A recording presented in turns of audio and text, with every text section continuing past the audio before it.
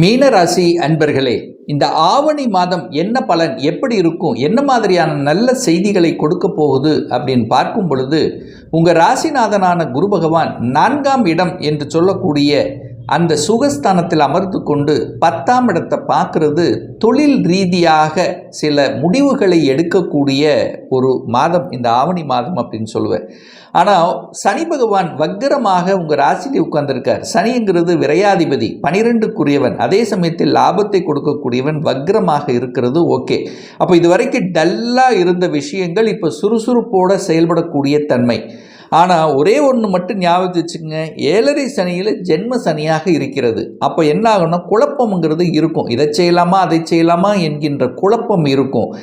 எந்த ஒரு விஷயம் எடுத்தாலும் இந்த மீனராசி என்பர்கள் கொஞ்சம் ஒரு புள்ளி வச்சு ஒரு கோலம் போட்டு, அதாவது ஒரு டிஸ்கஷன் எடுத்துத்தான் செய்யணும். எடுத்தோம் கவுத்தோன்னு கண்டிப்பாக கூடாது. இதை மட்டும் நல்ல ஞாபகத்தில் வச்சுக்கோங்க.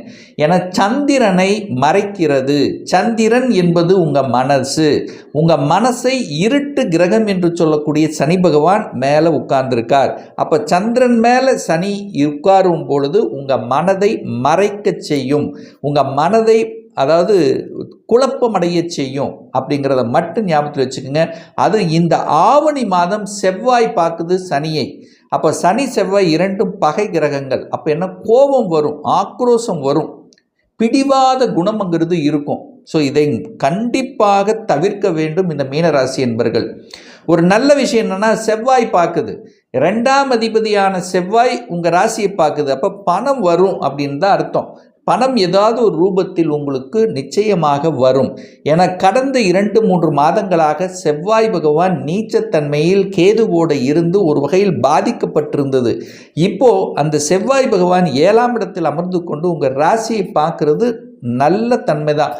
அதாவது ஸ்லோவாக இருந்த விஷயங்கள் இப்போ கொஞ்சம் சுறுசுறுப்போடு செயல்படுவீங்க அப்படின்னு தான் அர்த்தம். 2ஆம் அதிபதி 7ஆம் இடத்தில் இருக்கிறது. தனம், குடும்பம், வாக்கு சார்ந்த விஷயத்தில் சிறப்பை தரக்கூடிய அமைப்பு தான். அப்போ குடும்பத்தில் ஒரு உறுப்பினரை இணைத்து கொள்ளக்கூடிய நிகழ்வு என்பது சாத்தியமாகும். ஒரு நிறைய இந்த மீனராசி என்பவர்களுக்கு ஒரு எதிர்பாராத விதத்தில் கிடைக்கப்பெறுவது குழந்தை பாக்கியம். அப்போ அந்த குழந்தை பாக்கியம் கொடுக்கக்கூடிய தன்மைங்கிறது இந்த மாதம் நிச்சயமாக உண்டு. ஏன்னா நிறைய கஷ்டங்களை அனுபவித்திருப்பீங்க, எத்தனையோ பரிகாரங்கள் செய்திருப்பீங்க, எத்தனையோ தெய்வத்துக்கு, அதாவது தெய்வ அனுகூலம், அதுக்காக ஒரு பிரார்த்தனை எடுத்திருப்பீங்க. இப்போ இந்த மாதம் உங்கள் முயற்சியால் அது நிச்சயமாக கிட்டும். ஸோ அந்த குழந்தை பாக்கியம் கிடைத்து அதன் மூலமாக மனமகிழ்ச்சி, சந்தோஷம் உங்கள் குடும்பத்தில் அடையக்கூடிய நிகழ்வு நிச்சயமாக உண்டு அப்படிங்கிறத எடுத்துக்கலாம். அடுத்த ஒரு விஷயம் அப்படின்னா, இந்த புதனும் சுக்கிரனும் இணைவு பெற்று 5ஆம் இடத்தில் உட்கார்ந்துருக்கு. ஸோ 5ஆம் அதிபதியாக இருக்கக்கூடிய அந்த சந்திரன் இந்த மாத தொடக்கத்திலேயே உச்ச பலத்தோட முயற்சி ஸ்தானத்தில் உட்கார்ந்துருக்கு. அப்போது பூர்வீகம் சார்ந்த விஷயங்கள், அப்பா அம்மாவை போய் பார்த்துட்டு வரக்கூடிய விஷயங்கள், இதெல்லாமே நிச்சயமாக உண்டு. குல தெய்வத்தின் அருள் அனுகிரகம் நிச்சயமாக இந்த மாதம் ஏற்படுத்தும். குலதெய்வத்தை சென்று வழிபாடு செய்தால் ரொம்ப ரொம்ப நல்லது. குலதெய்வ பிரார்த்தனை, குலதெய்வ வழிபாடு உங்கள் மன அழுத்தத்தை நிச்சயமாக போக்கும். ஸோ இதை நீங்கள் கண்டிப்பாக கடைபிடிக்க வேண்டும். அதில் எந்த மாற்று கருத்தும் இல்லை. 6ஆம் அதிபதி 6ஆம் இடத்திலேயே ஆட்சி பலத்தோட வலிமையை உட்கார்ந்துருக்கார். அதாவது உங்களை விட 6ஆம் அதிபதி வலிமையாக இருக்குன்னு அர்த்தம். அப்போ என்ன, 6 என்பது கடன், நோய், எதிர்ப்பு, பகை, வம்பு, வழக்கு. ஸோ இந்த குறிக்கக்கூடிய கிரகம் வலுவாக இருக்குது. அப்போ கடனை கொடுப்பதற்கு ரெடியாக இருக்குது. அப்போ கடன் விஷயத்தில் கவனமாக இருக்கணும்னு நினச்சிக்கோங்க. 2வது, ஹெல்த்தை கொஞ்சம் கண்டிப்பாக கேர் எடுக்கணும். இதில் எந்த மாற்று கருத்து இல்லை. அங்கே கேதுவோடு சேர்ந்து உட்கார்ந்துருக்கு. அடுத்து பார்த்தீங்கன்னா, எதிர்ப்பு பகைக்கு போகக்கூடாது. உங்கள் மேல் அதிகாரி, சூரியனுங்கிறது உங்கள் மேலதிகாரிகள், மேலதிகாரிகளை நிச்சயமாக பகைத்து கொள்ளக்கூடாது. இந்த மாதம் சூரியன் வலுவாக உட்கார்ந்துருக்கு. அப்போது சூரியன் வலுவாக இருக்கும்போது தந்தை வலுவாக இருக்கார் அப்படின்னு எடுத்துக்கலாம். அதிகாரம் கிடைக்கப்பெறும்.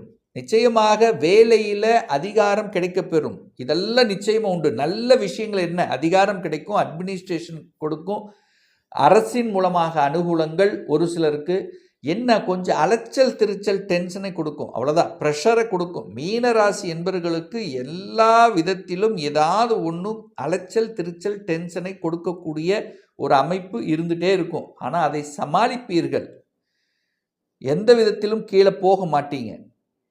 ஒரே விஷயம் என்னன்னா, உங்களுக்கு திருப்பி திருப்பி நான் சொல்கிறது என்ன, சந்திரன் பாதிக்கப்படுது, மனது பாதிக்கப்படுகிறது. ஸோ இதுக்கு என்ன பண்ணலாம்? சந்திரனை வழிபாடு எடுத்துக்கிறது ரொம்ப ரொம்ப நல்லது. உணவு தானத்தை, அதாவது உணவு தானத்தை வழங்குவது ஒரு அருமருந்தாக உங்களுக்கு இருக்க போகுது. ஸோ மனதில் இருக்கக்கூடிய குறைகளை நிவர்த்தி செய்யக்கூடிய தன்மை அந்த சந்திரனுக்கு. அந்த சந்திரனை வழிபடுவது. அந்த சந்திரனுங்கிறது யார்? உங்கள் மனசு. சந்திரனுங்கிறது உங்கள் தாய். தாயை வழிபடுவது, தாயிடம் ஆசீர்வாதம் வாங்குவது ரொம்ப ரொம்ப சிறப்பு. அடுத்து உணவு தானத்தை வழங்குவது ரொம்ப ரொம்ப சிறப்பு. பௌர்ணமி அன்று உங்களுடைய குலதெய்வத்தை சென்று வழிபடுவது அல்லது ஏதாவது ஒரு அம்மனை சென்று வழிபடுவது ரொம்ப ரொம்ப சிறப்பு. அல்லது இன்னும் ஒரு வழிபாடு எடுத்துக்கொண்டா, திங்களூரில் இருக்கக்கூடிய சந்திர பகவானை சென்று வழிபடுவது கூடுதல் சிறப்பை ஏற்படுத்தி கொடுக்கும் இந்த மீனராசி அன்பர்களுக்கு.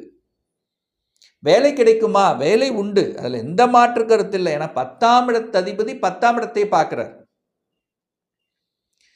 அப்போது நீங்கள் 10ஆம் இடத்தை பார்த்துட்டே இருக்கிறீங்க, அப்போ வேலை பார்த்துட்டே இருக்கிறீங்க, அவ்வளோதான். வேலை உண்டு, வேலை அப்ளை பண்ணுங்க, நிச்சயமாக கிடைக்கும். ஆனால் வேலையை மட்டும் விட்டுறக்கூடாது. கோபம் ஆக்ரோஷம் இந்த மாதம் அதிகமாக இருக்கிறதுனால அவசரப்பட்டு கோபப்பட்டு விட்டுறக்கூடாது. மற்றபடி வேலை உண்டு, வேலையில் வருமானம் உண்டு, வேலையில் ப்ரமோஷன் உண்டு, இடமாற்றம் உண்டு, இந்த மாதிரி எல்லாம் உண்டு. ஒன்றே ஒன்று என்ன, அலைச்சல் திருச்சல் டென்ஷன் ப்ரெஷர் இருக்கும், வருமானம் உண்டு, அவ்வளோதான். வெளிநாட்டு செல்லக்கூடிய யோகம் இருக்கா இந்த மீனராசி என்பர்கள்? அது நிறைய மீனராசி என்பர்கள் குடும்பத்தை விட்டு வெளிநாட்டுக்கு சென்று பிழைக்கக்கூடிய அமைப்புகளை உருவாக்கும். ஏன்னா உங்கள் ராசிநாதனான குரு பகவான் 12ஆம் இடத்தை பார்த்துட்டே இருக்கார். ஸோ வெளிநாட்டு அமைப்புகள் என்பது தேடி வரும் இந்த மீனராசி என்பர்கள் இந்த மாதம். நிச்சயமாக வேலை இல்லை, வேலை விட்டுட்டேன், என்ன சார் பண்ணுறது, பக்கத்தூர்லேயே தேடிட்டு இருந்தீங்கன்னா நிச்சயமாக கிடைக்காது. எங்கே கிடைக்கும்? வெளி மாநிலம், அதர் டிஸ்ட்ரிக்ட் அல்லது வெளிநாடு. ஸோ இங்கே நீங்கள் அப்ளை பண்ணிங்கன்னா இமீடியட்டாக உங்களுக்கு வேலை கிடைச்சிரும். இதில் எந்த வித மாற்று கருத்தும் கிடையாது. நிறைய மீனராசி என்பர்கள் என்னதான் இருந்தாலும் ஏதாவது ஒரு குறை, மனம் சரியில்லை, மனசில் ஏதாவது தொந்தரவு இருக்குது, வேலையில் குறை, வேலையில் தொந்தரவு இருக்குது, அழுத்தம் ப்ரெஷர், இதை நிவர்த்தி செய்வதற்கு ஒரு வழிபாடு இருக்கா அப்படின்னு கேட்டால் நிச்சயமாக உண்டு. இந்த ஆவணி மாதம் 19ஆம் தேதி 4/9/2025 வியாழக்கிழமை அன்று குரு பகவானுடைய ஜெயந்தி பிறந்த நாள் வருது. ஸோ அன்றைய தினம் நவ கிரகத்தில் இருக்கக்கூடிய குரு பகவானுக்கு மஞ்சள் நிற வஸ்திரத்தை அணிவித்து 3 நெய்விளக்கு தீபத்தை ஏற்றி மனதார நீங்கள் வழிபாடு எடுத்துக்கொண்டீர்களா நிச்சயமாக நல்லது நடக்கும். அதில் எந்த மாற்று கருத்து இல்லை. இதை கண்டிப்பாக மீனராசி என்பர்கள் செய்ய வேண்டும். அடுத்து ஒரு நல்ல தெய்வ வழிபாடு அப்படின்னா சுக்கிர பகவான். சுக்கிரன் தான் உங்களுக்கு 8க்குரியவன். இந்த மீனராசி என்பவர்களுக்கு ஆகாதவன் சுக்கிரன். சுக்கிரன் தான் கடன், நோய், எதிர்ப்பு, பகை, வம்பு, வழக்கு, கோர்ட்டு கேஸ் இது எல்லாத்தையும் கொடுக்கக்கூடியவன் சுக்கிரன். அந்த சுக்கிர பகவானுடைய ஜெயந்தி இந்த மாதம் வருது. ஆவணி மாதம் 31 16/9/2025 செவ்வாய்க்கிழமை அன்னைக்கு. ஸோ யாருக்கெல்லாம் கடன் பிரச்சனை இருக்குது, யாருக்கெல்லாம் நோய் பிரச்சனையாக இருக்குது, யாருக்கெல்லாம் மனரீதியான பாதிப்பு இருக்குது, யாருக்கெல்லாம் ஒரு வியாபாரம் சரியாக இல்லை, டிரான்ஸ்போர்ட் விற்பனை சரியாக இல்லை, ஸோ இந்த மாதிரி இருக்கக்கூடியவர்கள் யாரெல்லாம் சுக்கிரன் கலத்திரம் சரியாக இல்லை, ஸோ இந்த மாதிரி இருக்கக்கூடிய எல்லாம் அன்றைய தினம் வழிபடும் போது நிச்சயமாக நிவர்த்தி செய்யும். அதில் எந்தவித மாற்று கருத்தும் கிடையாது. அடுத்து ஒரு நல்ல தெய்வ வழிபாடு குடும்பம்.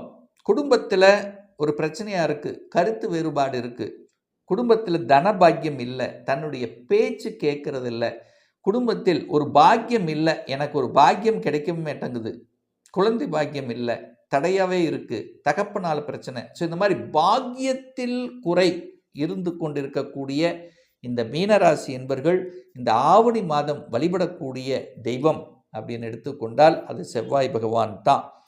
அப்போது நவ கிரகத்தில் இருக்கக்கூடிய செவ்வாய் பகவானுக்கு ஆவணி மாதம் 9ஆம் தேதி 25/8/2025 திங்கட்கிழமை வருது. அன்றைக்கு நவகிரகத்தில் இருக்கக்கூடிய செவ்வாய் பகவானுக்கு சிகப்பு நிற வஸ்திரத்தை அணிவித்து 9 நெய் விளக்கு தீபத்தை ஏற்றி மனதார ஆத்மார்த்தமாக நீங்கள் வழிபாடு எடுத்துக்கொண்டால் குடும்பம், தனம், வாக்கு, பாக்கியம் சார்ந்த விஷயத்தில் இருக்கக்கூடிய அத்தனை பிரச்சனைகளுக்கும் நிவர்த்தி கொடுக்குங்கிறதுல எந்தவித மாற்று கருத்தும் கிடையாது.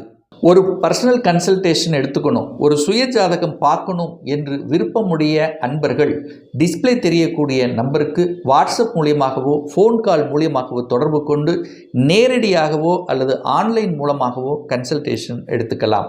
நம்முடைய அலுவலகம் கோயம்புத்தூரில் அமைந்துள்ளது. அதாவது கோயம்புத்தூரிலிருந்து மேட்டுப்பாளையம் செல்லும் வழியில் வெள்ளக்கிணர் பிரிவுக்கு பக்கத்தில் அன்னாபூர்ண ஹோட்டலுக்கு அருகில் அமைந்துள்ளது.